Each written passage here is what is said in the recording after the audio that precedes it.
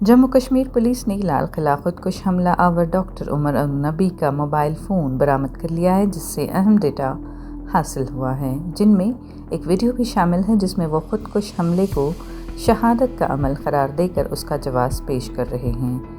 ये पेशरफ्त उस वक्त सामने आई जब पुलिस ने उमर के भाई ज़हूर इलाही को हिरासत में लेकर पूछताछ शुरू की। श्रीनगर पुलिस की एक खुसूसी टीम ने ज़हूर को उठाया, जिसने बताया कि उमर अक्टूबर में कश्मीर आया था और ये फ़ोन उसे देते हुए कहा था कि अगर इसके बारे में कोई ख़बर आए तो फ़ौरन इसे तबाह कर देना।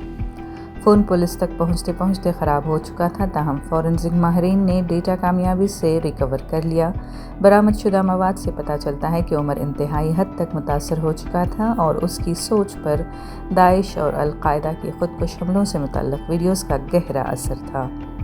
अप्रैल में बनाई गई उमर की कई खुद रिकॉर्डेड वीडियोज़ भी मिली हैं, जिनमें वो खुदकुश हमलों को शहादत के अमल के तौर पर सराहता है और उन्हें जिहाद में काबिल तारीफ़ करार देता है। फ़ोन को मज़ीद तफ्तीश के लिए NIA के हवाले कर दिया गया है। पुलिस के मुताबिक उमर कश्मीर, हरियाणा और उत्तर प्रदेश तक फैले बैन रियासती दहशतगर्द नेटवर्क का सबसे ज़्यादा शिद्दत पसंद रुकन था। इल्ज़ाम है कि वो एक ताकतवर BBIED धमाके की मनसूबाबंदी भी कर रहा था, मुमकिना तौर पर 6 दिसंबर यानी बाबरी मस्जिद के इन्हदाम की बरसी के आसपास।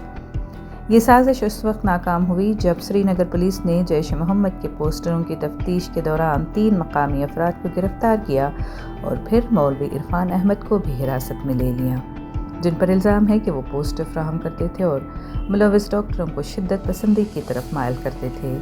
इससे जुड़े एक और मामले में अल-फलाह यूनिवर्सिटी के बानी जवाद अहमद सिद्दीकी को ED ने दिल्ली में बम धमाके के मॉड्यूल से मुंसलिक दहशतगर्दी की फंडिंग के केस में PMLA के तहत गिरफ्तार कर लिया है।